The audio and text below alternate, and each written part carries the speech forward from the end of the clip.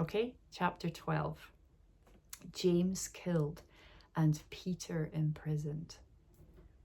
About that time, Herod the king laid violent hands on some who belonged to the church. He killed James, the brother of John, with the sword, and when he saw that it pleased the Jews, he proceeded to arrest Peter also. This was during the days of unleavened bread.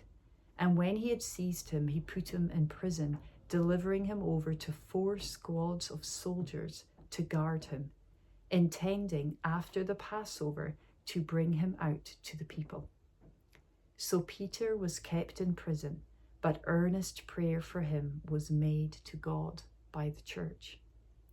Now when Herod was about to bring him out on that very night, Peter was sleeping between 2 soldiers, bound with 2 chains, and sentries before the door were guarding the prison.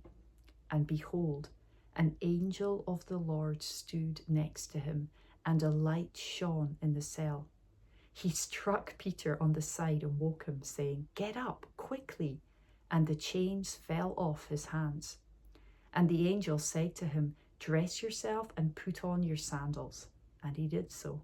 And he said to him, "Wrap your cloak around you and follow me." And he went out and followed him. He did not know that what was being done by the angel was real, but thought he was seeing a vision. When they had passed the first and the second guard, they came to the iron gate leading him into the city. It opened for them of its own accord, and they went out and went along one street, and immediately the angel left him. When Peter came to himself, he said, "Now I am sure that the Lord has sent his angel and rescued me from the hand of Herod and from all that the Jewish people were expecting." When he realized this, he went to the house of Mary, the mother of John, whose other name was Mark, where many were gathered together and were praying. And when he knocked at the door of the gateway, a servant girl named Rhoda came to answer. Recognizing Peter's voice, in her joy she did not open the gate, but ran in and reported that Peter was standing at the gate. They said to her, "You are out of your mind." But she kept insisting that it was so, and they kept saying, "It is his angel." But Peter continued knocking, and when they opened, they saw him and were amazed. But motioning to them with his hand to be silent, he described to them how the Lord had brought him out of the prison. And he said, "Tell these things to James and to the brothers." Then he departed and went to another place. Now, when day came, there was no little disturbance among the soldiers over what had become of Peter. And after Herod searched for him and did not find him, he examined the sentries and ordered that they should be put to death.